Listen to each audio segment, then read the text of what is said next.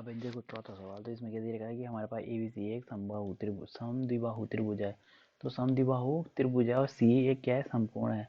तो सबसे पहले सी ले लिया और ए बी सी ए। तो और क्या बोला है, समद्विबाहु। समद्विबाहु यानी कि दो भुजाएं बराबर। तो ये दो भुजाएं हमने की ले ली, बराबर ले ली। तो ये क्या बोल रहा है कि अब हमें ये सिद्ध करना है कि ए बी का स्क्वायर बराबर 2ac का स्क्वायर। तो इसमें क्या दे रखा है, इसमें सबसे पहले हमें दे रखा है, अगर क्योंकि समद्विबाहु है तो यानी कि दो भुजाएं बराबर होगी, यानी कि ए सी इक्वल टू क्या हो जाएगा हमारा, बी सी हो जाएगा। तो ये तो हमें दिया है। अब हम इसमें क्या करेंगे, पाइथागोरस प्रमेय लगाएंगे। तो ट्राइंगल ए सी बी में ए बी सी दे रखा है ना, तो ट्राइंगल ए बी सी में हम पाइथागोरस प्रमेय यूज कर रहे हैं। ए सी बी में पाइथागोरस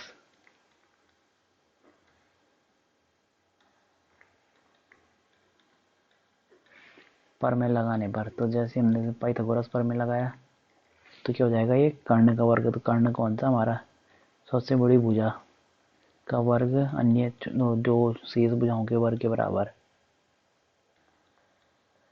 तो ये लग गया पाइथागोरस प्रमेय। अब यहाँ पे क्या दे रखा है, A B A C equal to B C तो दे रखा है, ये A C equal to B C दे रखा है। तो हमें क्या देख हमने क्या किया, हमें चाहिए ए सी। तो यानी कि ए सी को हमने बचाना है। तो यानी कि ए सी का स्क्वायर और बी सी की जगह रख दिया हमने ए सी। तो ए सी का स्क्वायर हो जाएगा ये।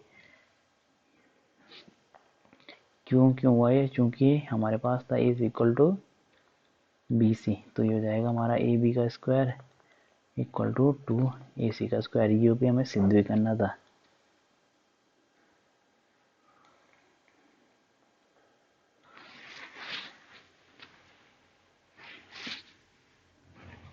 अब है पांचवा सवाल। तो ये क्या बोल रहा है, एबीसी एक समद्विबाहु त्रिभुज है। तो सबसे पहले ये हमने एक समद्विबाहु त्रिभुज लिया, यानी कि दो भुजाएं बराबर। फिर से वही ये ले लिया हमने।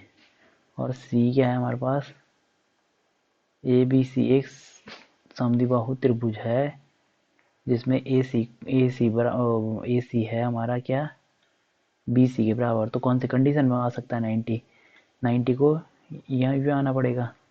और ए बी सी एक समकोण त्रिभुज है, तो 90 को यहाँ पे आना पड़ेगा, तभी तो ये दो भुजाएं बराबर हो सकती है। मगर ये वाली भुजा नहीं हो सकती इसमें बराबर, क्योंकि ये सबसे बड़ी भुजा है इन दोनों से। तो ये तो बराबर हो ही नहीं सकते। यानी कि हमारे पास सिर्फ यही एक मात्र यही है जो दो भुजाएं बराबर हो सकती हैं आपस में।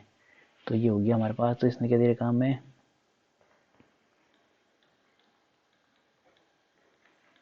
तो दिया है हमारे पास A C equal to B C, A C equal to B C दे रखा है। अब हमने क्या किया, इसमें पाइथागोरस प्रमेय लगा ली।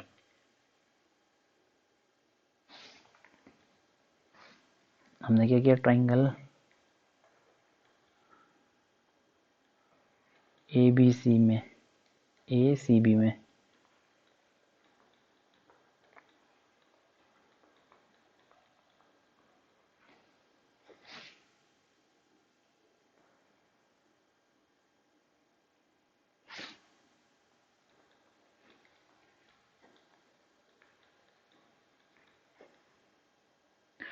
अरे इसमें इसमें हमें ये भी दे रखा है, एक एक हमें दे रखा है ए बी का स्क्वायर इक्वल टू 2ac का स्क्वायर। अभी बोला कि सिद्ध कीजिए कि एक समकोण त्रिभुज है। अरे हमें सिर्फ सिद्ध करना है कि ये एक समकोण त्रिभुज होगा कि नहीं, ये ये सवाल आता है। तो अगर ये समकोण त्रिभुज होगा तो यानी कि हमारे पास क्या आना चाहिए, ए बी का स्क्वायर इक्वल टू क्या आना चाहिए, कर्ण का वर्ग बराबर अन्य दो भुजाओं का वर्ग का योग। यानी कि हमारे पास ये वाली कंडीशन बननी चाहिए। तो अब देखो ये हो गया हमारे पास। तो अब पाइथागोरस प्रमेय अभी नहीं लगानी इसमें पाइथागोरस प्रमेय तो हमें सिद्ध करनी है इसमें। यानी कि हमें ये देखना है कि संपूर्ण त्रिभुज है कि नहीं। तो ये हमें ये कंडीशन दे रखी है इसमें। तो हमने क्या किया, ये ए बी का स्क्वायर था जो हमारे पास, हमने इसे क्या लिख दिया, ये ए 2ac था तो इसे हमने ए सी प्लस हमने इसे ए सी स्क्वायर प्लस ए सी स्क्वायर लिख लिया इसे अलग अलग करके टू ए सी स्क्वायर को, तो ये हो जाएगा ए बी का स्क्वायर। अब ए सी की जगह हमने क्या रख दिया, एक ए सी की जगह रख दिया हमने बी सी का स्क्वायर। तो अब देखो ये हमारे पास पाइथागोरस प्रमेय तो बन गई, यानी कि हमने क्या माना था, ए बी को क्या माना था हमने, कर्ण का वर्ग इक्वल टू ए सी क्या है हमारे पास, लंब का वर्ग प्लस बी सी क्या है हमारे पास, आधार का वर्ग। तो भी बन तो गया हमारे पास। तो चूंकि यहाँ पे हमने क्यों रखा ये, हमने इस वैल्यू को यहाँ पुट कर दिया, तो हम ये इसलिए हुआ चूंकि A is equal to B सी।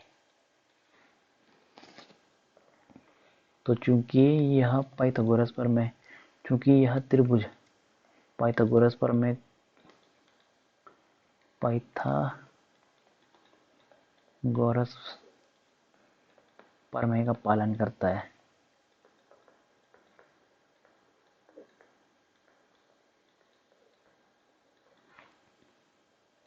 अतः यह संपूर्ण त्रिभुज है।